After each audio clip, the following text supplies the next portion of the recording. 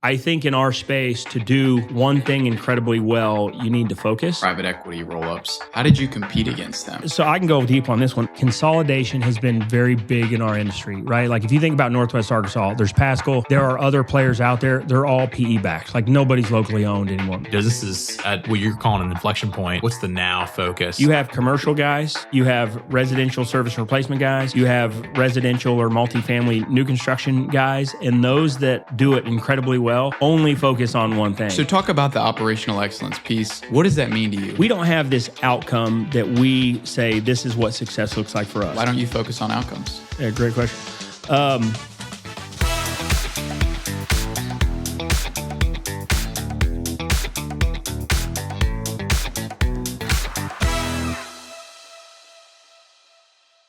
We want to give a special thanks to our presenting sponsor, Greenwood Gerhardt. Starting with my parents, for years, they've helped my family feel at peace by having a team we can trust build our finances for the future. One thing I love about Greenwood Gerhardt is how directly involved the team is in the holistic planning of our finances. We can regularly check in with our advisor and know that they see the full picture of our family, even between generations. I know they're adding immense value to so many lives here in Northwest Arkansas. And to learn more about Greenwood Gerhardt and their suite of services, you can visit their website at greenwoodgerhardt.com or hit the link in the show description. Now, let's dive into the episode. Charley Boyce, thanks for coming on with Paschal. Not just heat and air. What are all the services y'all offer? So air, plumbing, and electric. Okay. Yep. And give us kind of a background here. We're in your facility here in Tawny Town, Springdale, and y'all been here since 2017. You're saying? Yeah. Built the building in 17, moved in December 17. So yeah, I've been here since then. Cool. And you grew up in the business. It was like day one. Yeah. I mean, third generation in the trades. So from Tulsa, Oklahoma, originally, my grandfather started a company over there that my dad owned and operated for, 30 years plus or minus. Grew up in the trades, got here in 2001 to go to school here. And then, whenever I was done with school, just decided to stay here, make Northwest Arkansas my home. I've been here ever since and found my way to Paschal in 2010, acquired the company in 2012, and then we've been growing it ever since. And so coming out of college, you're playing baseball, and then what is did you know you wanted to stay in the trade, blue collar space? Was that a direction you wanted to go? Yeah, not really. I would like to think that I was a little bit more deliberate, but I really wasn't. So whenever I was done with school, I didn't really know what I was going to go do. I wasn't quite sure. And it's something that you're not ready for in that, so basically growing up in the family business, I knew discipline, I knew work ethic, I knew blue collar. I mean, that's how I was raised. And I knew baseball. Those are more or less the two things that I knew how to do.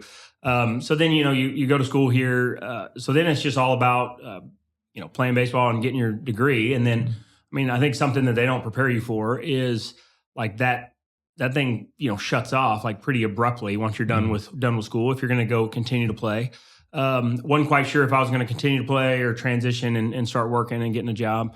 1 minute you're in school playing baseball, and then the next minute that stuff's over and you're trying to figure out, okay, well, I've devoted, last 15, 16, 17, 18 years to doing this one thing. And so that chapter, it came to a close. Wasn't quite sure what I was going to go do.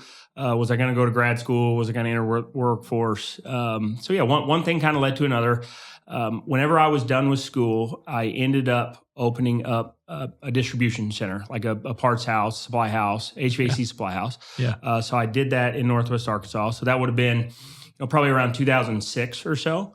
And so got into the space, but found the land, put up the building, and I ran a supply house for 3-4 years. It was a really good experience. I got to know all the HVAC contractors in the area. So a lot of them that are still around, they were once my customers at one point in time. That's how I got to know Paschal. So Paschal used to be a customer of mine, got to know the old owner. And then, so like I said, in 2010, I came up, I left that and I was there for 3-4 years. Again, like really good experience, learned a lot, started from nothing, had to put the building up, hire the staff, get the accounts. Just a lot of, just a really good experience in your 20s. Sure. Really good experience there. And then that's kind of how I entered the workforce. And then, well, it's funny that I feel like most people didn't even realize that like a supply house is a business in itself. And it's like, I guess from growing up, you knew that was a piece in the ecosystem. Oh, yeah. I mean, so you're on the distributor side.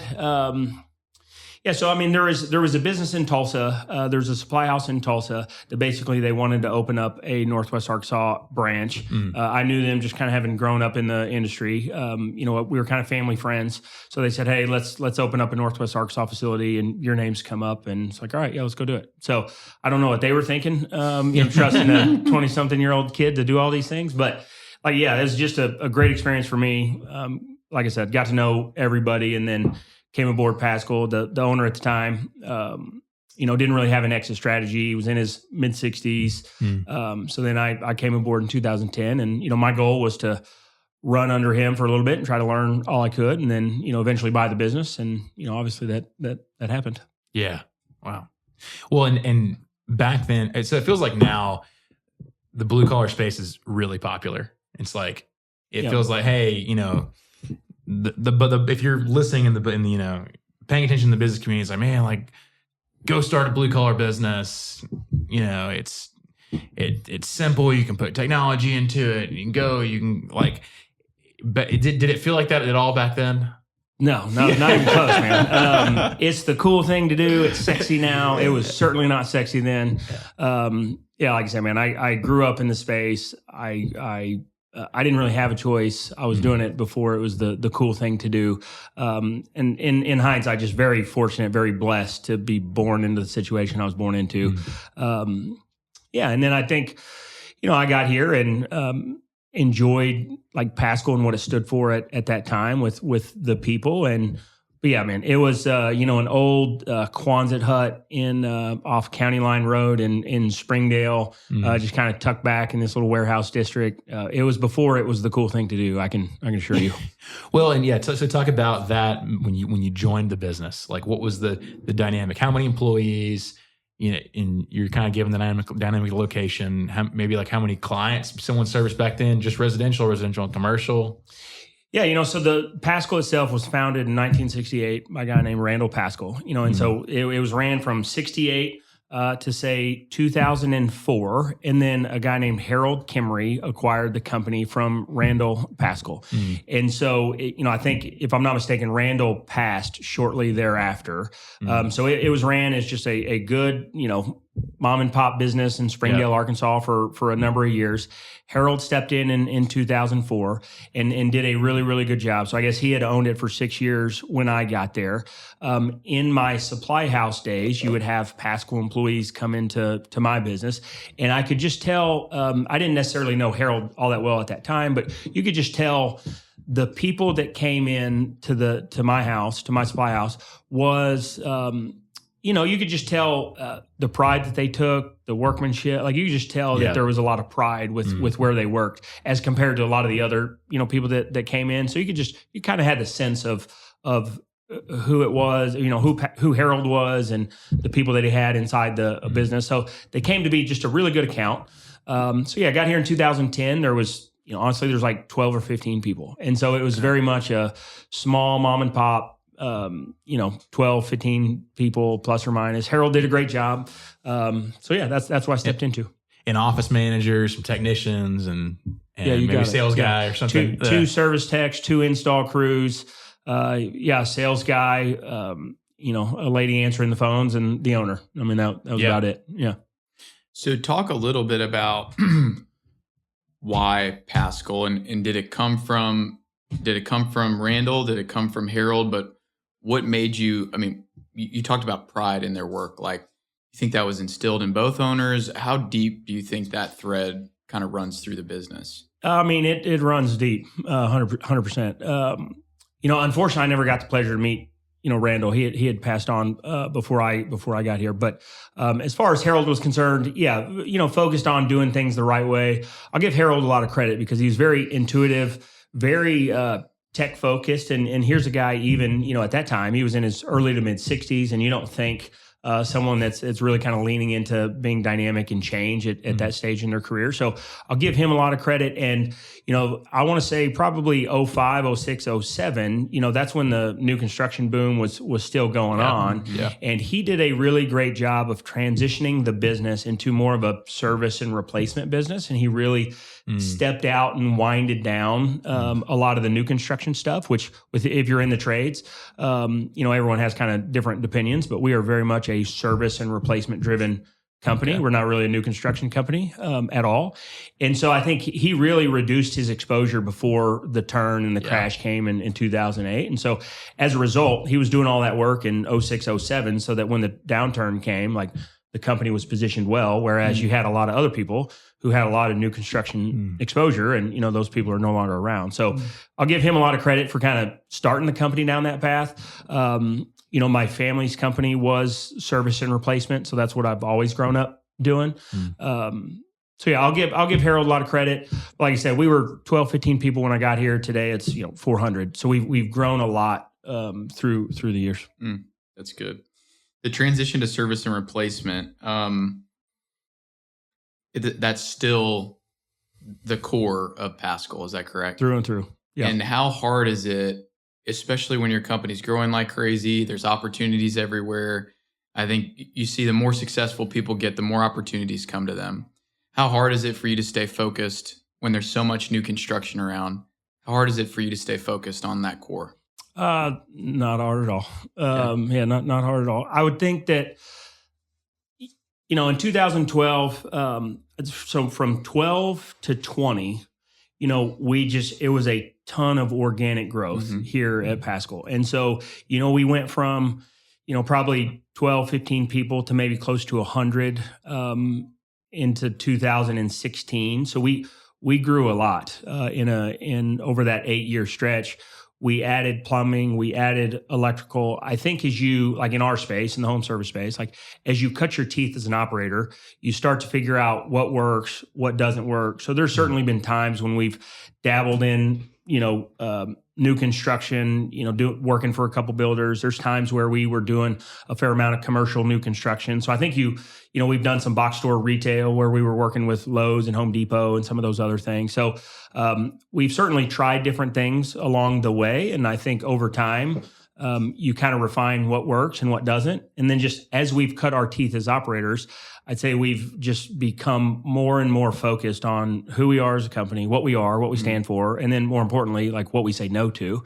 And I would say that the company really started to grow 17 and 18 as we really refined the focus and said, here's what we're really good at. Here's what we're going to focus on. Here's who we are.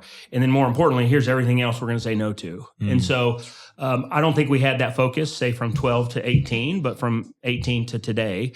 And, really what it amounts to is we're a service company. And so, if a customer's calling us, Mr. and Ms. Smith, and they're having problems with a mechanical system, HVAC, plumbing or electric, that's what we're good at. If it's we're building 300 homes, like we're not good at that. We're not going to focus on it. We're just going to take care of the home. What was the trigger there that cued that for you? Man, what was the trigger? That's like a good question. In 2017, 2018, whenever that moment, or was there a moment? Was it a mentor, coach, or was it an experience of bad client, or like? Yeah, I don't know that it's like any one watershed moment. Like I said, growing up, I was always taught service and replacement is the place to be, and the family's company never did new construction. I think Harold, when he got going, he chased a lot of the new construction, and you do a lot of work and there's no money in it, and it's a waste of time. And I hate it. If I'm being 100% candid, I think in our space to do one thing incredibly well, you need to focus. And so it doesn't, basically you have commercial guys, you have residential service and replacement guys, you have residential or multifamily new construction guys, and those that do it incredibly well only focus on one thing. So I think if you're going to be great at new construction, like that's all you have to do, or that's all you should focus on. So those that try to do a little bit of everything end up being average at all, great at nothing. And so there are great companies out there that focus on commercial. There's great companies that focus on residential, great companies that focus on new construction. It's just a different discipline, and you really got to focus on one. That's good. Well, we'll get to more of the story, but take us back to coming on in 2010, the acquisition in 12, for someone who maybe is listening and they're interested in an acquisition, or they're interested in looking at businesses who've got, someone who doesn't have an exit strategy. What was the proposal to Kimry at that time, Mr. Kimry, and how did that work out? What capital was needed? Just kind of talk a little bit about that story. Yeah. And this was before, acquisitions were all the rage. 100%, dude. I've made every mistake in the book. I was in my, like I said, I was born and raised in the family business. So I was just very fortunate to be, in hindsight, looking back, just a family business, entrepreneurs. Mm-hmm. That was my grandfather. That was my father. I didn't realize it at the time, but that's just what you're exposed to. I was exposed to, small business, entrepreneurship, family business. Again, didn't realize it at the time, but that's what I knew. It was your normal. It was my normal. Yeah. That was my normal. And so whenever I was done with school, I just wasn't going to do the family business thing. I wasn't going to move back to Tulsa. I love Northwest Arkansas. Mm-hmm. I knew I was going to make this my home. I didn't know really what I was going to do. Mm-hmm. I was in distribution for a number of years. For me personally, I knew distribution wasn't long-term. And I think you're either great on the distributor side or you're great on the contractor end user side. And so it was a good opportunity for me. It was a good learning. But got to Paschal. If I think back, when I hired on at Paschal, I remember I was getting interviewed by Harold, and awesome guy. And I was getting interviewed by him, and I told him point blank, what's the exit strategy? What's our plans here? My goal would be to come in here, work for you, try to learn everything that I can, and ultimately, buy the business. And, I'm sure he's probably pretty dismissive. Here's a 20-something-year-old kid at the time, laying out his plans. So I'm sure he's yeah, we'll see. And hired on, and then that took a minute, that took a minute. I had a lot to learn, tried to learn all that I could. Of course, I was in my 20s, so I thought I knew everything. But one thing kind of led to another. And then over time, Harold trusted me enough to acquire the company. And I had worked in the business for a couple of years. I knew, I was part of the company. Mm-hmm. And so I think he trusted me enough. I had to earn it. That was 100% earned. He was not going to give you anything. And so, had to earn the right to buy the business, and rightfully so. That's the way he should have thought about it. And so in time, kind of earned the right to buy the business from him, and then stepped in and bought the business. Happy to talk through how it was done, but did it through local bank, cool. SBA note, bought the business that way. And so those 2 years, were you doing sales? Were you in the technician side of the business? Were you a little bit of both? Where were you? Yeah, a little bit of both. Yeah. So, in Paschal, I'm the license holder. So grew up in the trade. So, and what is that? Just so make sure everyone understands what that means. You're the one that holds all. I assume all the risk, but the license with the state is what it is. Okay. Yeah, see all of the above. Yeah. Hold the risk as the owner, of course. But so I'm the license holder of record on the HVAC side, Oklahoma, Arkansas, and Texas, Missouri. Okay. Yep. Yes. You kind of touched different parts before coming on, officially buying the business. Yeah. So a little bit on the tech side, but really, so one thing that was very appealing to me at Paschal is geothermal. Harold, his specialty is he really was focused on geothermal. And so I stepped in to learn geothermal, which is kind of a little more of a specialized kind of niche type thing. So I really wanted to learn from him on the geothermal side. We had a residential comfort advisor at the time. And so I was brought on to learn the geothermal side from Harold. So I did that. It wasn't too long before I got there where the residential comfort advisor moved on. Mm-hmm. So then I went from on the sales side doing both the geo side and then took over the residential sales side, kind of ran them both for a while and then stepped in and bought the business. And how new was geothermal back when you came on 2010? It's not that it was new. I mean, it's been around for a long time. Okay. But it's specialized. It's not a lot of people do it. Whereas Paschal really, over the years, it had a name. We were known. It was Paschal Heat, Air, and Geothermal. So we did. There was us, and then there was a company in Hot Springs who we ultimately acquired. But between us two, like those were the two main players in the state when it came to geo. And so it feels like you kind of had. I don't know. I don't think it's necessarily negative. I don't think it's a negative thing, but just a confidence and like, I don't know if did it feel like a risk at the time buying the business, or it was like, oh no, I know what I want to do. I've seen this work before in the family. Like, where did that come from? Were you born with it? Did you see it in your dad? What was the? Yeah, I mean, some might call it confidence. Some might call it ignorance or stupidity or any of those kind of things. I don't know. I've never lacked confidence or belief in myself. So yeah, I don't know that I've ever really lacked that. If I'm gonna bet, I'll bet on myself, win, lose, or draw, whatever happens. Like I'd rather just take that bet than the other. So yeah, I think, and then over time, just with the baseball career, I think that continues to. Yeah, I've never lacked confidence, and then I think there's.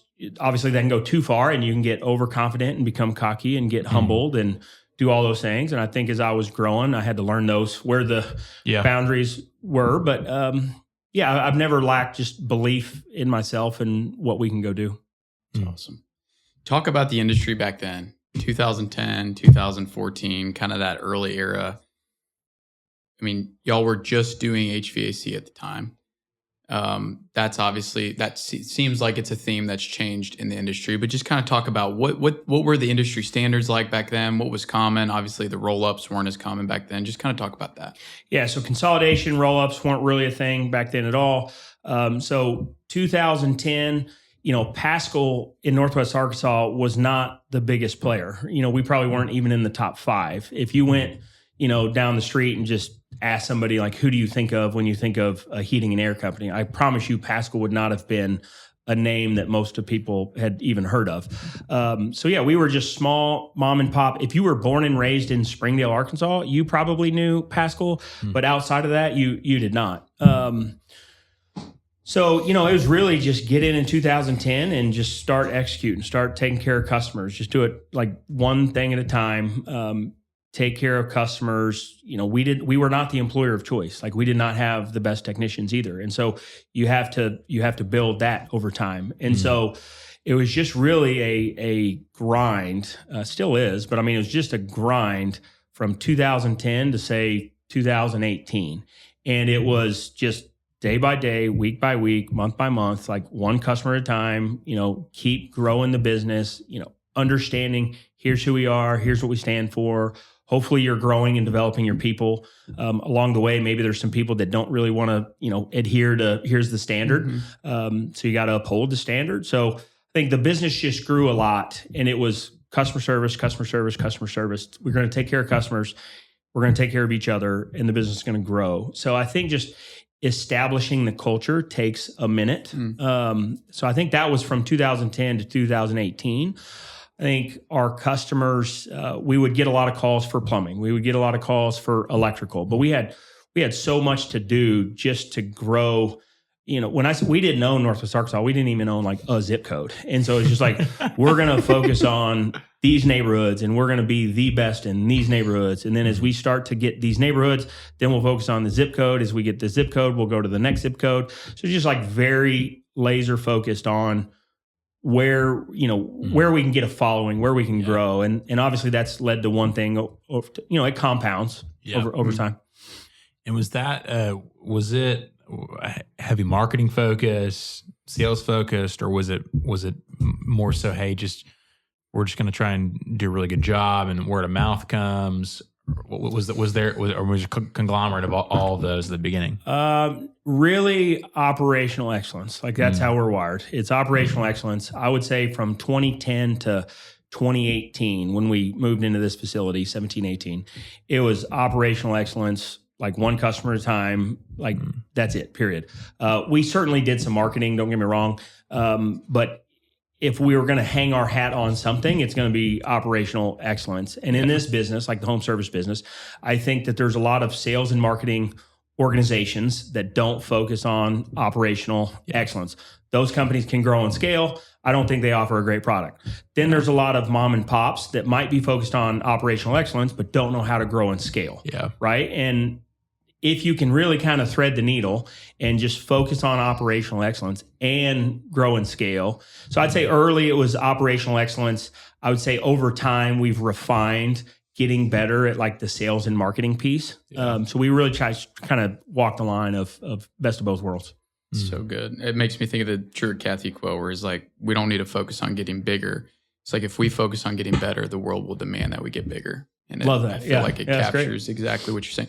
So talk about the operational excellence piece. What does that mean to you? I call Paschal. I've got an HVAC problem.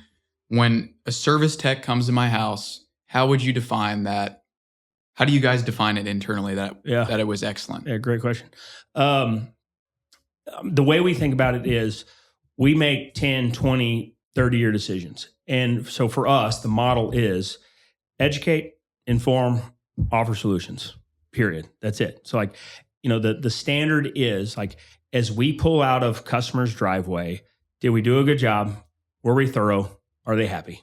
As long as it's yes, yes, and yes, like we've done all that we can do. So we're very process driven. Mm-hmm. We focus on the process. We know what our process is.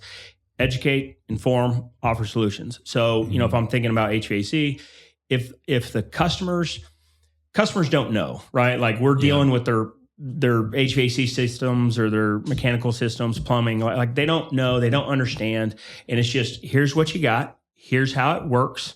Here's why you're having problems. Here's how I address those problems. We want our customers to make a good, well-informed decision and be okay with the outcomes. And so if that's a $300 service ticket, I don't care. If that's a $10,000 sit, like it doesn't matter to me.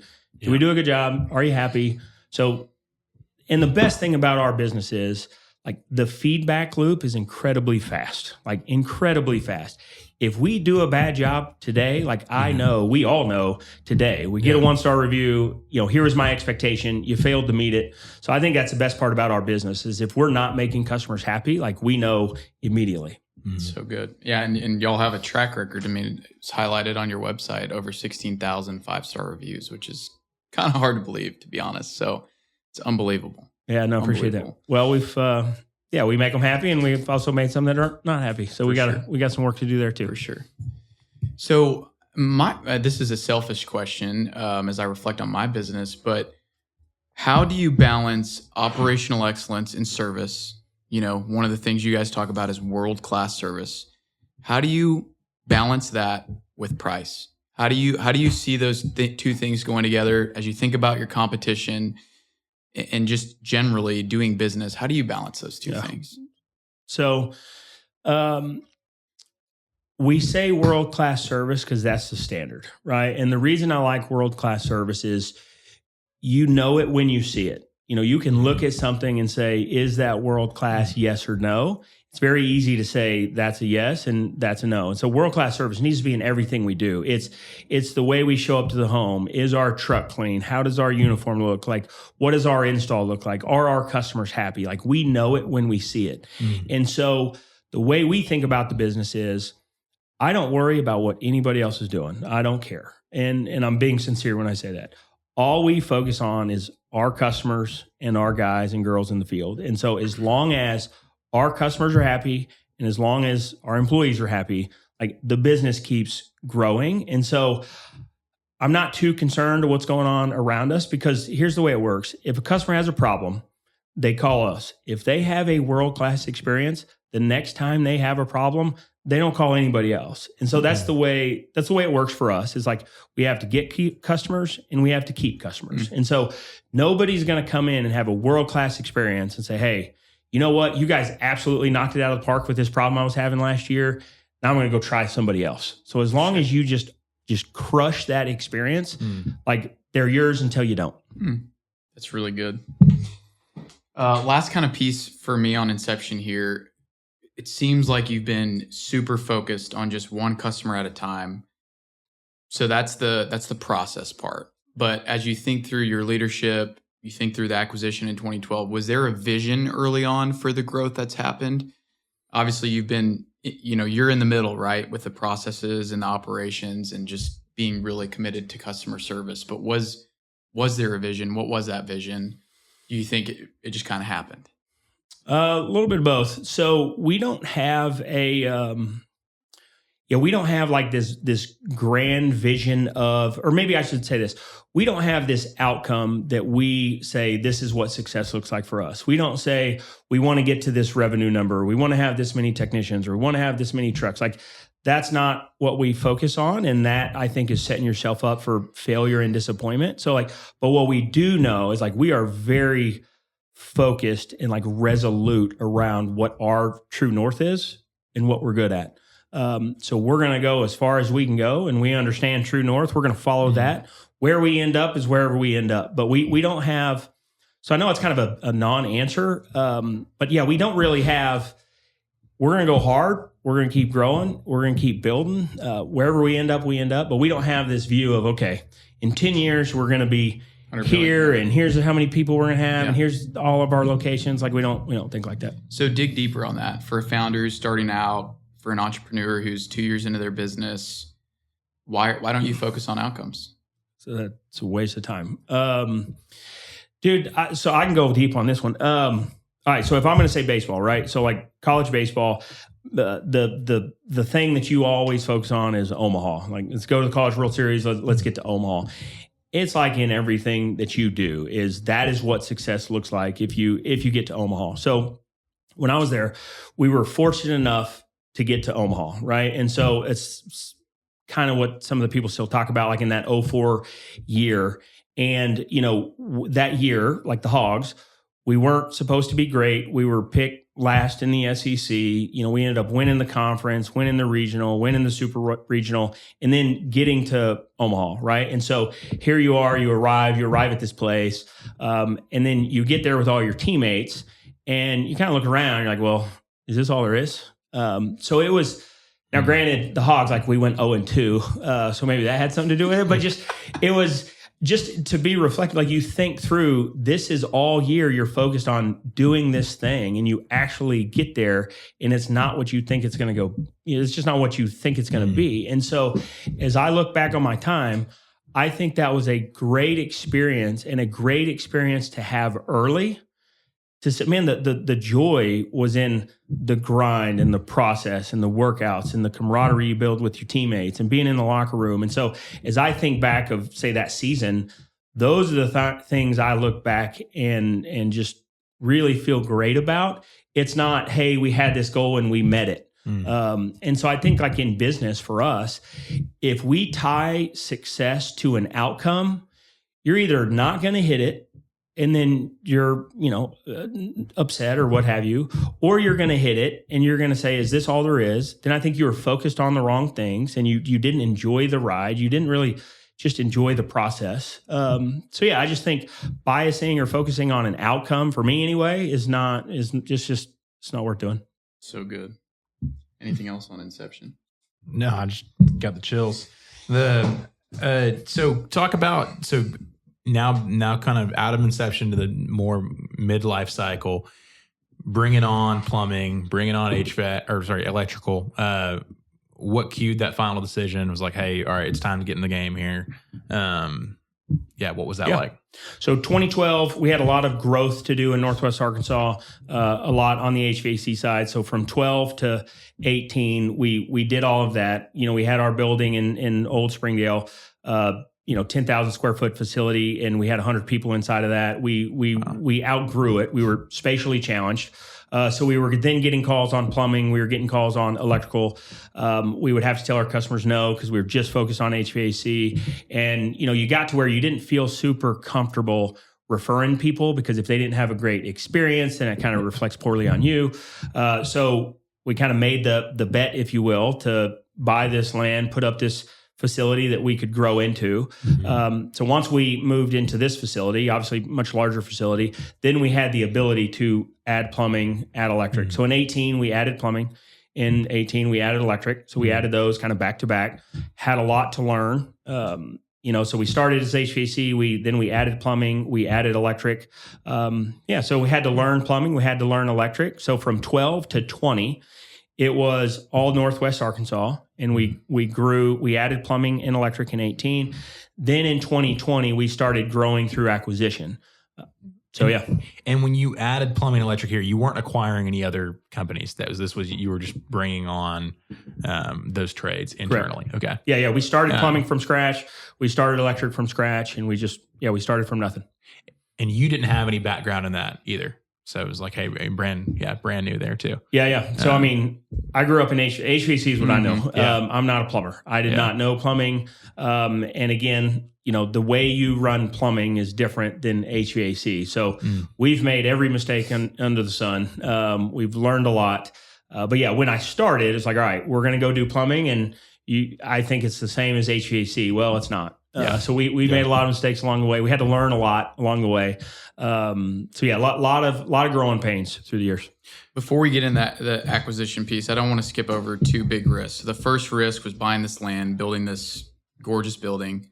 Talk about that, your memories of it. Talk about maybe some of the things you were feeling right here when all that's going on. Yeah. And then same for bringing on plumbing and electrical. I mean, you've been around HVAC your whole life. I imagine that feels like a risk when you're starting something, plumbing, electrical, that you just don't have the knowledge base of. So talk about both of those risks. Yeah. I think there's a big, just in hindsight, I don't appreciate it when I'm doing it, but buying the business, like in your 20s was a risk. Putting 100% of your net worth on the line is obviously a risk. So I think that was a big risk. Yeah. And then buying the land, putting up this building, doing all of those things, that's obviously a big risk. I don't think I appreciate the weight or the significance of it at the time. It's only probably later on down the road you look back and you're like, there was some risk involved with that. Like I said, it's probably a fine line between like confidence and belief in yourself. And I don't know, man. I just figure if someone's doing it, we can figure it out. It can't be that, like, it's incredibly simple. It's hard to do. Like, it's hard to execute, but it's not rocket science. Like it's, customers call, they have a problem, go out there and fix problem. Like it's a simple business. It's hard to execute. Right. So, I think there's a lot of risk involved. Just believe in yourself, figure it out. There's a saying in baseball, and it's like, it's not a gamble if you execute.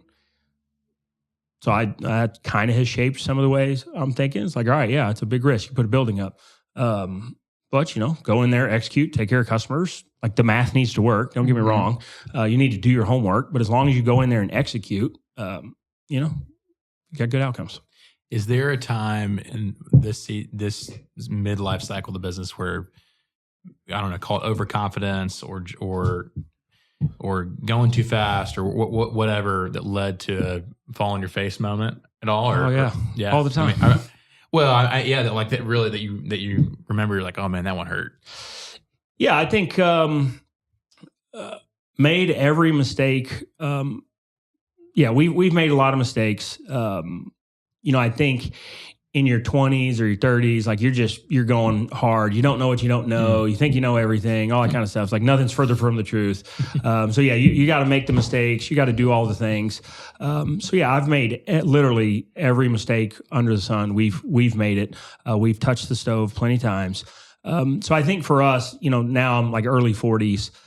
I think that we're going to continue to make well-informed decisions. We're going to continue to grow. We're going to continue to keep doing what we're doing. It should be hard, right? Yeah. Like if it's not, perfection is not the goal. Like if you're trying to go and get through this thing unscathed, like you're not pushing. And so now you can push too hard. You can get out over your skis. The wheels can come off. You can certainly go down the wrong path. For me, like this place, we're accustomed to growth. We're accustomed to growing pains. We're accustomed to change. Like we double every 2 to 3 years.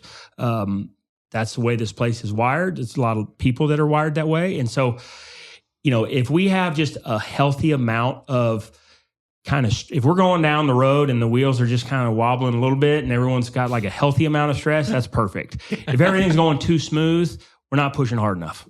Now, again, you can go too far, and there's certainly been times where it's like, all right, we bit off a little more than we can chew. We got out of our skis a little bit. Let's kind of foot off the gas. Let's make sure the org can keep up. So we're always kind of trying to teeter, make sure we're in the sweet spot. It's really good. So the acquisitions began in 2020.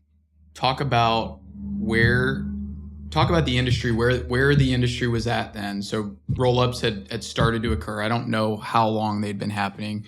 I don't know where multiples were at, but just kind of talk about where things were at when you guys started the acquisitions, and then where things are at maybe closer to now. We'll get to current, but just generally. Yeah. So, there was a consolidation movement in the 90s that ultimately failed. Like I said, I came in just born into it. I came in doing it before it was the cool thing to do. Now it is. Then the consolidation movement started again 18, 19, but really picked up post-COVID. So I would say the height of all the PE consolidation or private equity consolidation, I'd say that's 19, 20, 21, 22. That was kind of where it's really going. It still is, but that was like at the top. And so in 2020, I'd been here for 10 years, owned the business for 8. We had all this growth, all organic, add plumbing, add electric. Then we started to go to new locations. We got to where we had a really good footprint in Northwest Arkansas. And so that was really just kind of opportunistic. Found a company in Joplin, a 35-year-old company where the owner was mid-60s, ready to retire. And so we stepped into that business, Simpson Sheet Metal. So Mark Simpson was ready to retire. So that became our second location. We had no clue what we were doing. So we did that first one. We needed to learn, just learn everything. Running one location is one thing. Adding another location adds a total different, it's a whole nother layer of complexity. In a different state, different distribution, licensing, tax. Just a whole other layer of complexity that we needed to learn. So that's how we did 2020. Then obviously COVID hit. That was a very dynamic time to just work your way through. Then in 21, we greenfielded a location in Fort Smith, Arkansas, where we just put up a shop. We were getting a lot of calls from Fort Smith. So it's like, all right, obviously there's enough here. We were deadheading, sending guys down.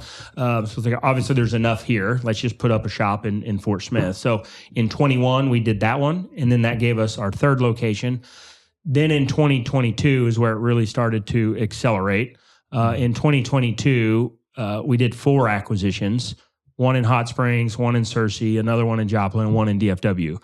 So when I say we did a little bit too much, that was the year. That was the year. Oh yeah. Yeah, that was the year. How did you, so from a people standpoint that year, capital standpoint that year, how did you juggle? How'd you figure that out? Still figuring it out. We certainly don't have it figured out. It's a grind. It depends on what you're doing. For us, what we're doing is a little bit different than a guy or a girl, family, what have you, that buy a business, step into a business and get it to a certain level. I think a lot of these businesses are lifestyle businesses, and they run their $2-5 million. They take a lot of money out of the business. They buy stuff. They do stuff totally fine, such as their right, and they should. We're doing something entirely different. And so for us, I've been here 15 years. I've never taken $1 out of this business. And so every single thing we do gets reinvested in the business. And so that's the way we run it. It's a little bit different than some. And so we enjoy that process. So for us, it's just been, let's go to the next market. Let's go to the next market. Let's go to the next market. So in 22, we did 4 acquisitions. We got out over our skis. We did a system conversion the same year. I had a CFO that I ran with, kind of functioned as a partner for 10 years. He retired in 2022. So 2022, as I kind of think back, moving into this facility and say 2018, adding plumbing, electrical, that was a step change year for us. 2022 was another step change year where we did new CFO, new CRM, and then the 4 acquisitions. That was a step change. A big step change. And you're going to markets like DFW where the competition here is, we have some big companies here, but the competition in DFW is different. So why go there? What was, as you're thinking through the strategy there, what was going through your mind? Yeah, so DFW, 100%, totally different animal than pretty much any other market in the country. That one too was a little opportunistic in that, we talk about consolidation. There's a lot of private equity in the space. A lot of them are not doing well. And so we're independently owned. Like it's me. Like we're focused on the business. We're focused on doing it the right way. We make 10 and 20 year decisions. In private equity, it's very short-term driven. Mm-hmm. And so those companies run businesses differently than the way we do. If you're making 12 and 24 month decisions, you're going to make different decisions, and the incentive alignment is different than the way we think about the world. And so basically, in short, in 2022, that was a failed private equity roll-up. It was a private equity company that put 4 kind of independent companies together, just thought, hey, we'll stitch these 4 companies together. One was commercial, one was new construction, and 2 were service and replacement. So it's like 4 totally different strategies, 4 different owners, 4 different founders, and really kind of struggled out of the gate. So, they had been doing that for a couple of years. We stepped into that business to get it turned around. I can tell you, I don't want to do another turnaround. We've learned a lot. The business is doing well now. We have good people down there. We've turned the business. So now we're like in build mode, but in that turnaround, like you had to cut deeper than you thought, and it takes longer than you thought. So like I said, I don't want to do another turnaround. But DFW specifically, I'll tell you, like we run in a lot of good market. We're in 10 right now.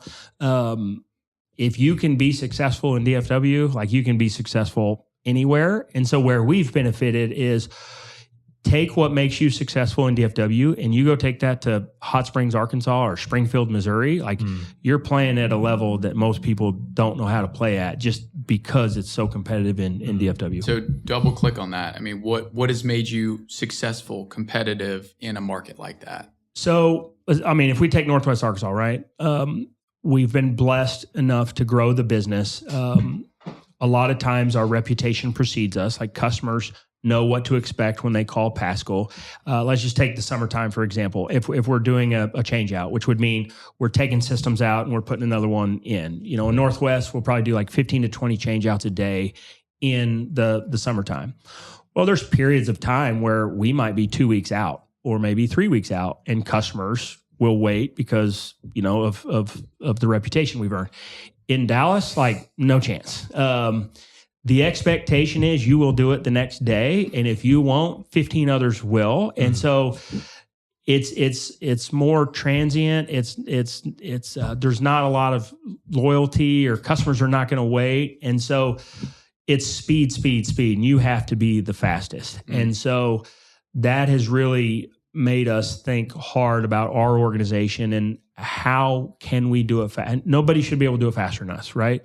And so that's kind of the standard. So we've really it's speed to lead. And so if we sell a job Tuesday at 4:00, like we're putting it in on Wednesday, and that's the standard. And so we've been able to take like that level of urgency and apply that to the rest of the business.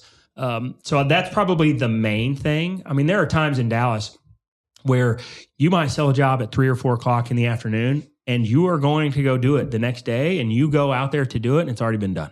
Wow. And so I'm saying like 12 hours. And so obviously that's not the norm, but that does happen in DFW. So that's how you have to win in DFW. If you tell someone, hey, new system, I'll be there next week, like zero chance.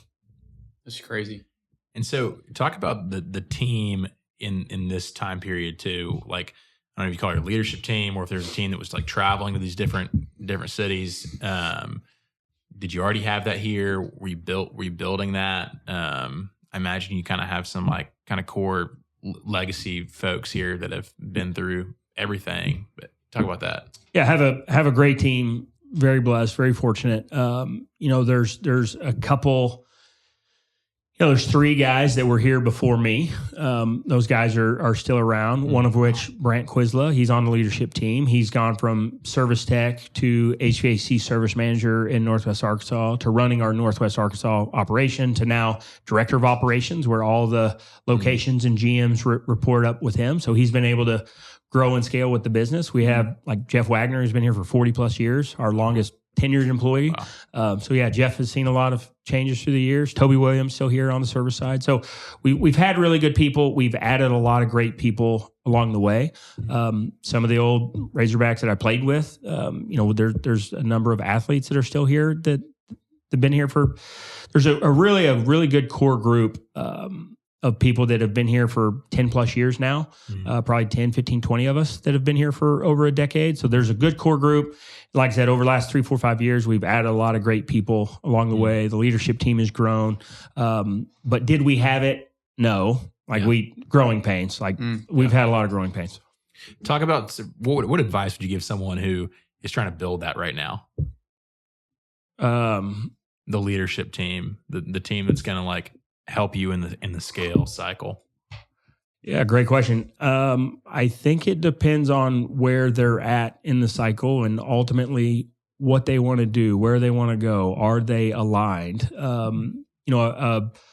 An analogy that I heard early that I really liked is you go to war with the army you got, not the one that you want. And so I think I think back in my time, I'm not the most patient person. And so back then you would look and you'd want to go do all these things. And it's like, all right, if I could just do this or if I could just do that, or, you see all these areas of opportunities and you want to go do it all, but you're capital constrained. You can only afford to invest in one area and you probably can't even invest in that area as deep as you want to go. And so it's just doing those one things at a time, I think is challenging, but it takes time. I mean, nothing happens overnight.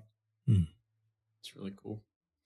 Going back to the acquisitions here, talk about your strategy with them. What were you looking for? Was it values in the owners, founders? Was it size of EBITDA from 3 to 10? Or like what were the parameters as you were out 2020 to 2024 hunting for acquisitions? Yeah, 2020 just came to us in that Mark Simpson was ready to retire. 21, we did Fort Smith. That was a greenfield. So 2022 is when we did 4 acquisitions. In 2024, we did too much. Like we got out over our skis and we were going through system conversion, just the whole 9. So we needed to digest in 23 and 24 what we did in 22. So in 23 and 24, it's been a lot more, it's been a little bit more prudent. And so in 23, we did 1 acquisition, and that was in Springfield. It had 2 locations, Springfield, Missouri, St. Joseph, Missouri. In 24, we did our first Oklahoma acquisition. That was Oklahoma City. Then in 25, this year, we've done a little acquisition in DFW, and then we greenfielded a shop in Little Rock, Arkansas, because we were in Hot Springs, we were in Searcy, so it just made sense to go to Little Rock. So that's kind of where we're at today, which is 10 locations, 400 people. So we're continuing to kind of grow through acquisitions. But to your question, I would say early it was personal network. We just know people in the space and guys ready to retire. I would say we didn't know what we were doing early. We've gotten better with each one. So we've learned a lot along the way. We've made all the mistakes. In 23, that one went really well. 24, that one's gone really well. So kind of where we're at today, what we look for in an acquisition is kind of an ideal acquisition for us is mix and culture, which means we're looking for a company in a good metro, an adjacent metro, right? An adjacent metro where they're focused on service, which is like service and replacement, and it's a good culture fit. So that's what we kind of bias towards. And usually it's a founder, maybe mid-60s, ready to retire. That's not all of them, but 80% of them have been, a guy that's ready to retire. I've grown it to the level at which I can grow it. I'm $2, $3, $5, $8 million in revenue. And I care deeply about my customers. It's my baby. It's my name. It's my legacy, my employees, my community.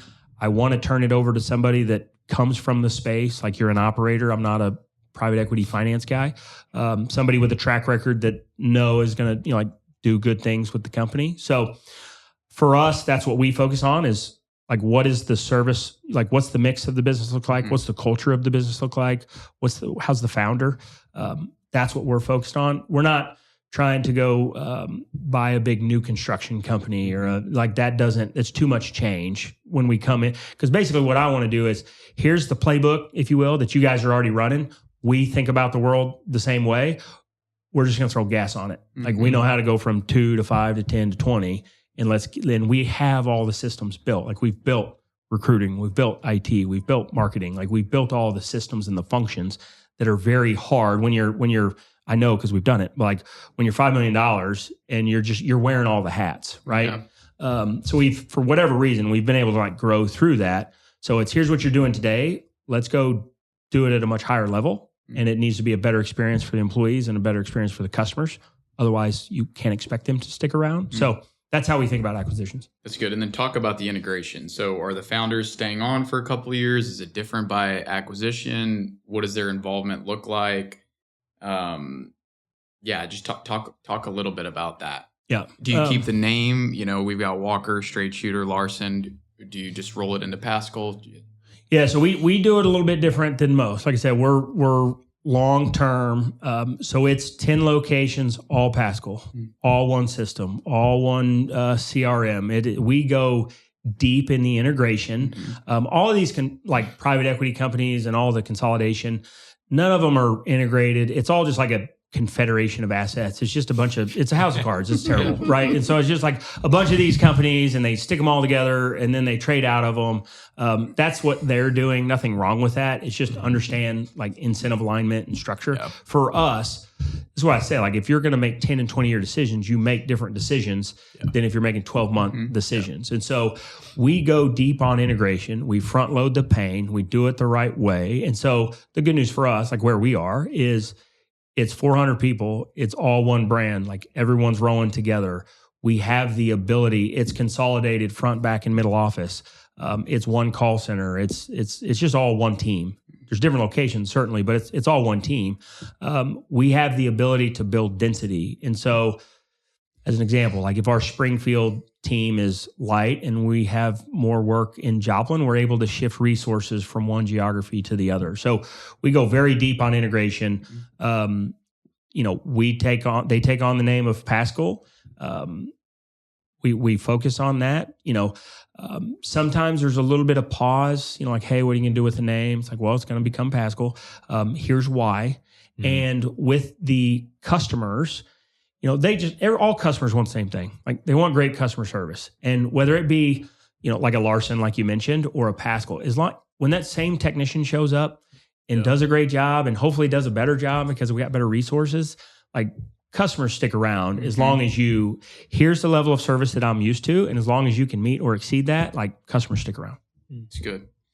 So all these acquisitions happened, it sounds kind of like you said 19 to 22 is the peak. I mean, a majority of your acquisitions happened in the peak of private equity roll-ups. How did you compete against them? And I mean, I assume the multiples maybe have changed, but how were you competitive on a person who's getting ready to retire and wants the best price for their business that they can get? Yeah. We did 4 in 22, 123, 124, call it 2 here in 25 with that greenfield. We're honestly just getting started. We're about to accelerate the M&A over the next couple of years because we had a lot to learn kind of along the way. So really our business, like Paschal, we're at an inflection point where we're really getting ready to get out and go. I can talk about this for a while. So it's, we're operator focused. We build for the long term. Private equity's going out there, like they're all playing this multiple arbitrage game. It's all, they're generating returns by financial engineering, which is I'm going to buy all these companies at 4 times this, 5 times that, 7 times this. I'm going to stick them all together. And then I'm going to trade out at 8 or 10 or 12, right? That's not the game that we're playing. And so for us, what I'm focused on is cultural alignment and the company.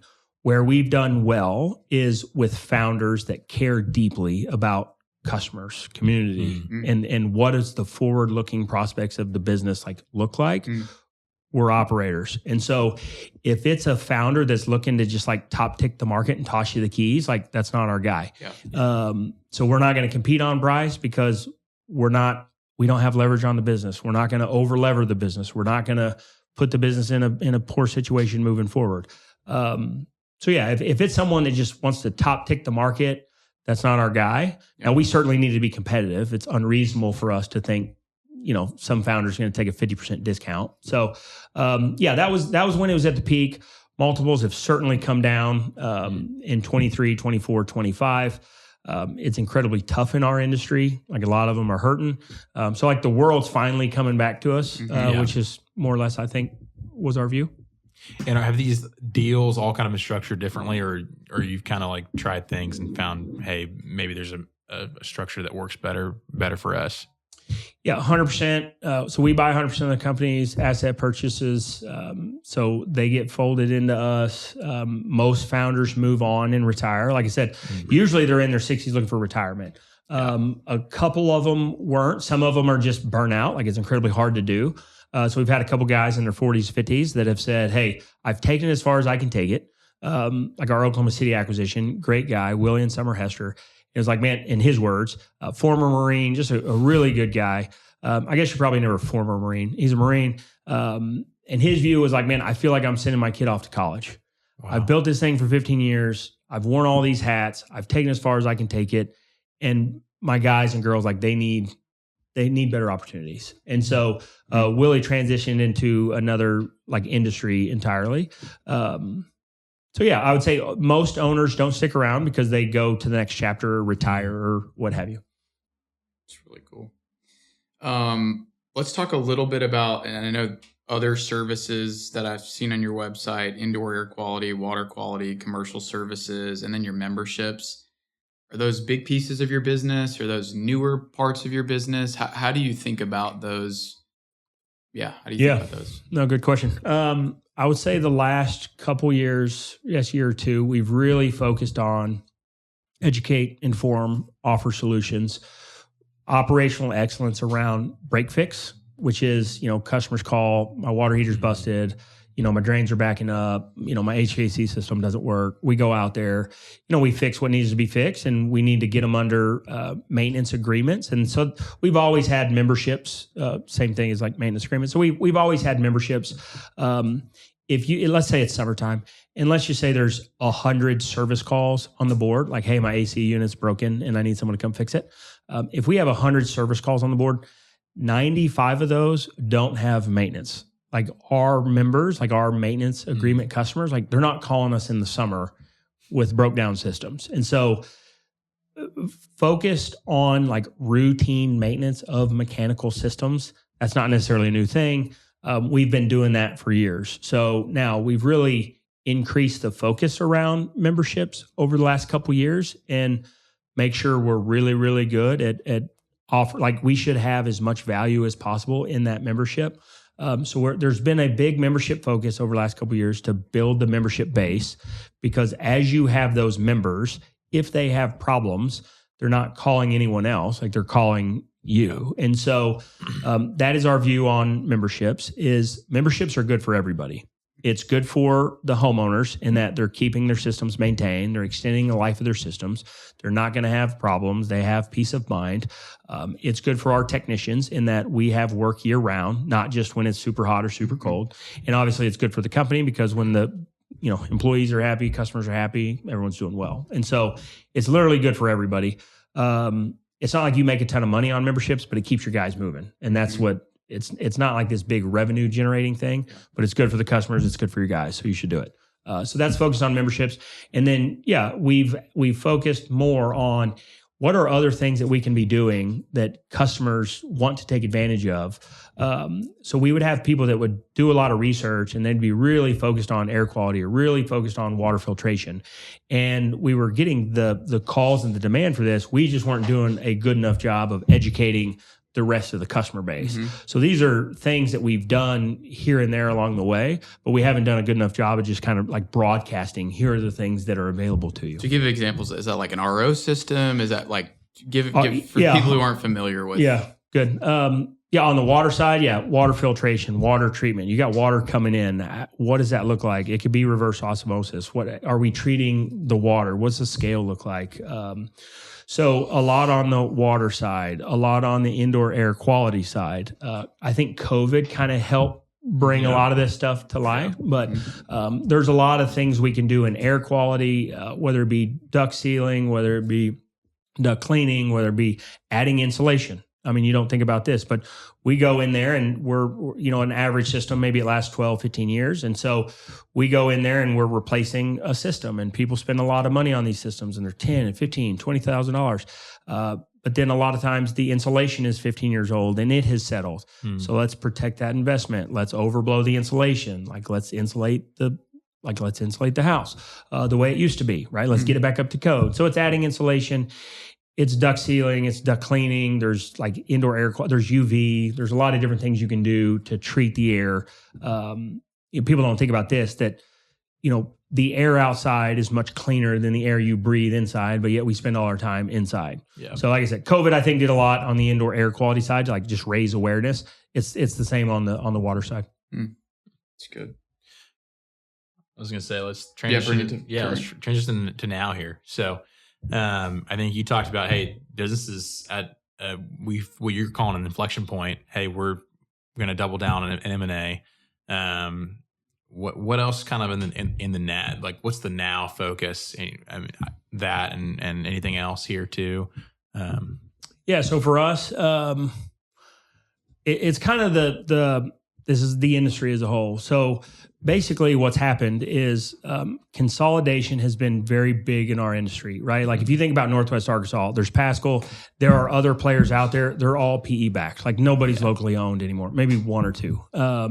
But there's Paschal, and there's been this big consolidation movement. Well, the challenge is that that's not great for customers. It's not great for the employees. So we have a really unique moment in time to where we can go to new markets. And a lot of these companies that used to be great companies have traded out. The founders have exited.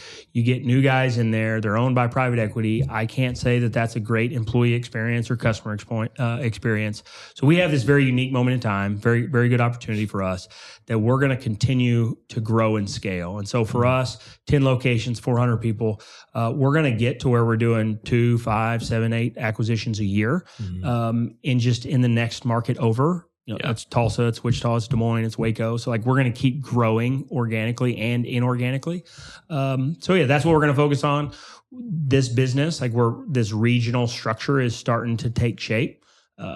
So we're focused on that this off season, kind of putting the regional structure in place. We need to make sure we have the bones that we can continue to grow, and double every 2 to 3 years. So it's out there. We have the ability to go do it. We got to go do it. And when you say like get the regional bones, you're talking about like having like managers for certain regions and just the right folks in place there. Is that what you're correct. to? Yeah. So basically, if I think about Missouri, like right now in Missouri, we have Joplin, Missouri, we have Springfield, Missouri, we have St. Joseph, Missouri, which is an hour north of Kansas City. We don't currently operate in Kansas City. We should be in Kansas City, hopefully spring of 2026. So we're focused on what does Kansas City need to look like. This last year, peak season for us, May, June, July, and August.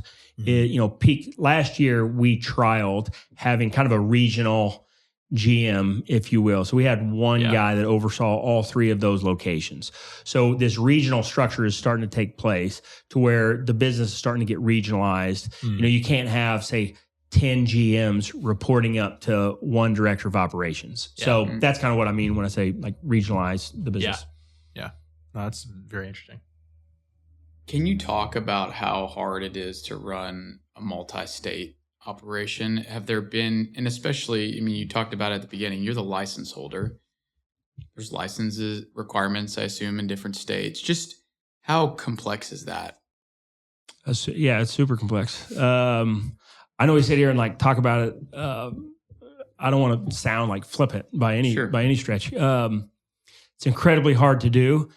But you have to, for me, it's just my own personal thing. Like you have to love it. And if you don't love it, like it's going to chew you up and spit you out. I love it and there's nothing else I'd rather go do. And so I think this business here it's not rocket science. Like it's problem solving and pain tolerance. Like if you can just keep doing that, like day over day, week over week, it compounds, but you have to love it. And if you don't love it, you shouldn't do it. So the smart person probably doesn't do it. But like if you truly just enjoy the build and who you get to do it with, there's nothing else you'd rather go do. But it's very difficult to go do for sure. It's good.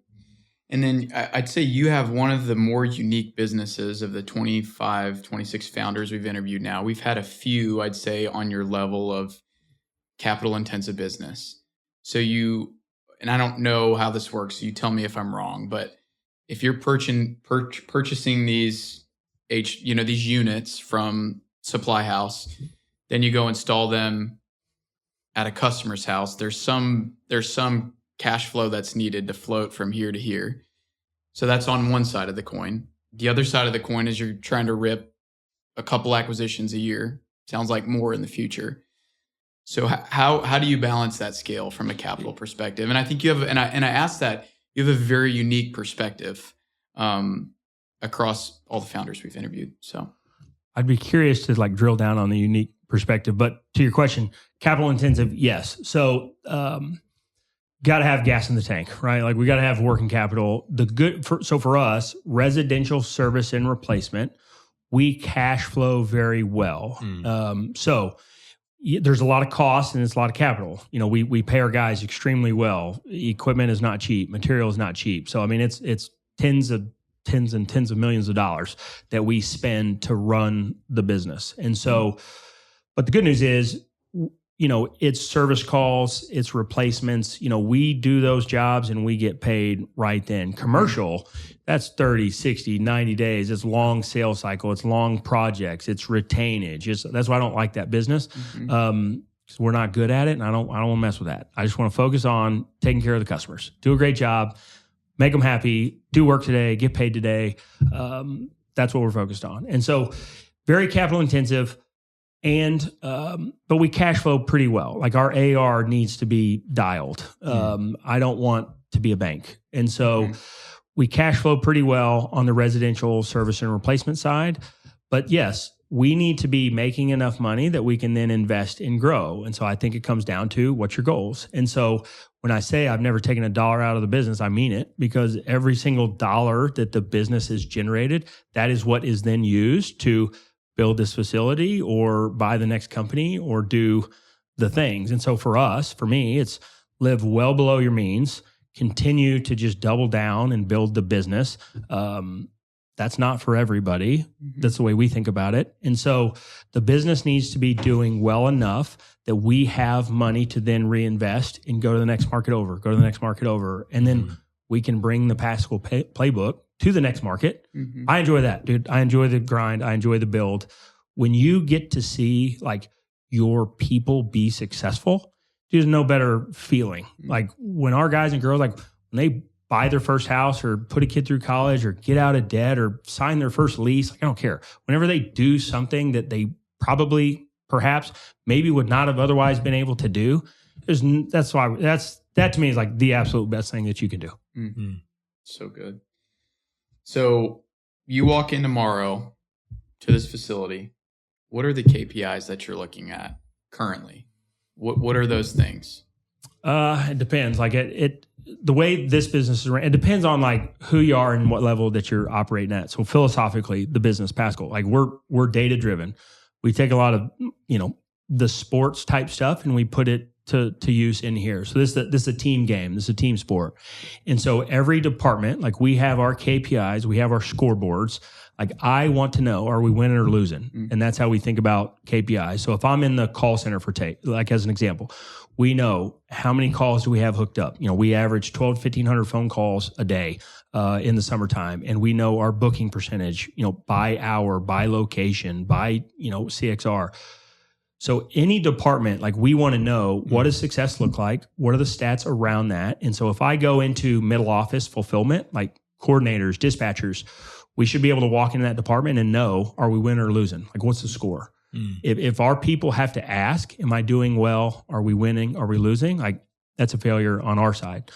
So that's how we think about the business. So I want to push as much information to the org as that person in the org can responsibly handle. So if I'm in the call center, I know what good looks like. If I'm in middle office, I know what good looks like. If I'm in accounting, I know what I'm stretching towards. If I'm a technician, I know the KPIs that are important to me. Hopefully it's just 2 to 3. Like let's keep it simple. GMs and regional leaders, they know what they're looking at. For me, I know what I'm looking at. Like how's the business doing? What's the next market? How are we doing as a leadership team? How's the business functioning? So kind of varies by market. Certainly happy to like drill down into that if you want to, but that's how we think about it. And then I think it's pretty clear from our conversation, but if someone's listening and they're like, well, you're just trying to expand in these markets. Why don't you just franchise the business? Why have you chosen not to do that? Can you do that in your space? Kind of like talk a little bit about that. Yeah, there's some franchises in the business. I don't know. I don't find it that interesting personally. I want Paschal to continue to grow and scale with like-minded people, and maybe that changes one day. I don't know, but I don't know. It's maybe there's something down the road where you find a really good.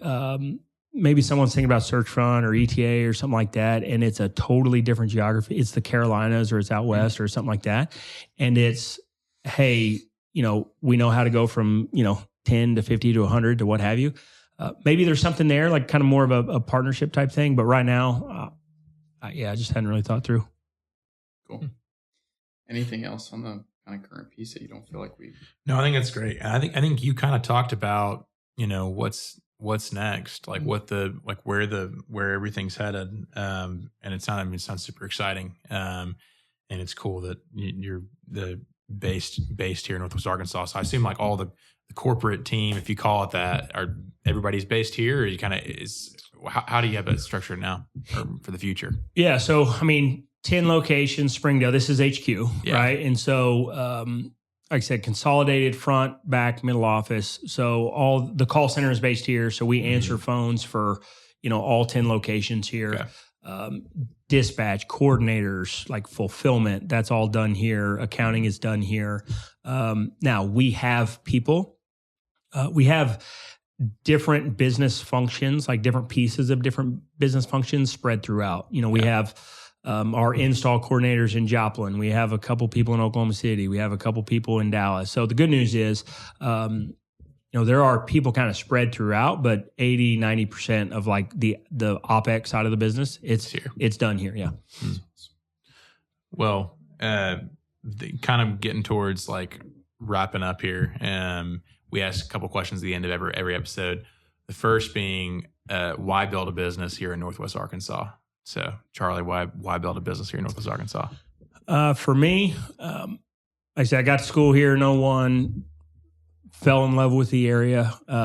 So I knew that this was going to be home for me. And, like I said, grew up in small business. So I was like, if I'm going to do something, I'll probably try to build. And so fell in love with the area. So if I'm going to build, what better place to do it than here? And then how do you define success? That's a good one. Success. I would say over the years, really kind of refine my view around the importance of alignment, like being aligned. So, if you can get to where like total life is in alignment and the people you get to work with and be around, like as long as everyone's aligned, I think it's incredibly powerful. I think anytime you've had challenges or frictions, it's usually because of expectations or you're out of alignment, right? Like whether that's your personal life or with family or in business or what have you. So I think what I'm really focused on is just, I think have a pretty good idea of what alignment looks like for us. And just as we continue to grow and scale, making sure we are all aligned. So I think alignment, number one. I think if I'm to make maybe another analogy, if I was to think through like baseball, I was never the most talented person ever, but I had a really, really good college career, and we achieved a lot as a team. And as I look back on my college career, like my baseball career, I guess I should say, I have a really just good like sense of peace around. You left it all out there, and I don't really care about the outcome, but like you left it all out there, and like that's enough.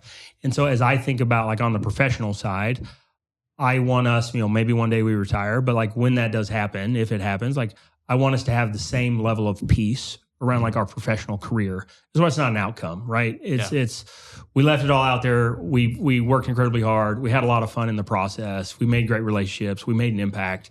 The business should like be around, right? Like we're stewards. It was here before us. It should be here after us. If it lives and dies with us, what did we build? So it needs to endure and like outlast all of us. Like that's what it should look like. So it's a sense of peace, leave it all out there, have a lot of fun in the process, and maintain healthy relationships. So I think it's like alignment, relationships, and just play at a high level and have a lot of fun. So good. Well, one of the things we do at the end of every episode is we like to recap what we learned from you today, what we think our guests and our listeners will learn from you. And so I'll start with, we talked quite a bit about it, but this idea of not being focused on the outcomes. And you look at really successful people in the business world, and we've had a few different guests actually share that same sentiment as you, is if you're focused on the outcomes, you're focusing on the wrong thing, and it'll always lead to disappointment. And so it's just really, really good to hear you talk about it. Talked about, if you've got it, you don't hit it, that's disappointing. But at the same time, if you're focused on the outcome, you're not actually focused on your clients. And that should be the thing that drives the outcome. So that was just a really awesome learning there. I think the second thing, and you've exuded it before we even started the episode and now, is like, you're a very focused guy. And I think we talked about it a little bit early on, but when business starts to happen and growth starts to happen, let's add this service, let's do this. You have been very, very dialed in on what Paschal is good at. And I think that is so respectable. And as I reflect on my business, and I'm sure Cameron his, like being really focused on what we're gifted at and just trying to grow that gift, like it just seems like a recipe for success. So thanks for sharing that and just doing that. And I loved how you just said, we'll start with a neighborhood. We'll go to a zip code. We'll go to an area. And it's like, it's just one step at a time. So just really, really cool to learn that. And I think the last part, I think the biggest thing I'll take away is just your mindfulness around being long-term. And I think your space, I mean, it's easy to see from the outside looking in, all these private equity roll-ups, et cetera. But, you feel, we're consumers. We live in this market. And when you consume something that has private equity backing, and I'm not trying to tear them down, sure, but it feels different than someone who owns the business, who you're going to run into at the grocery store, who you're going to bump into at church. And there's just a different level of ownership there. And I think just hearing you talk about it, hearing how you talking about growth, like you're building it to serve clients and to give them a world-class experience. And I think if we take those things and we apply them to our individual businesses, we'll have a lot of success. So Charley Boyce, thank you so much for coming on today. Thanks for being a part of NWA Founders. If anyone wants to reach out to you or get in touch with you or learn more about Paschal, where can they do that?